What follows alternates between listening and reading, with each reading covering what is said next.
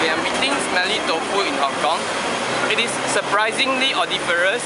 It smells like ammonia. But seriously, it smells really strongly of ammonia. But once you get over the taste, the smell, it's actually pretty good. It is salty. And the ammonia actually tastes like it overwhelms your entire palate until you feel like the breath smells of it.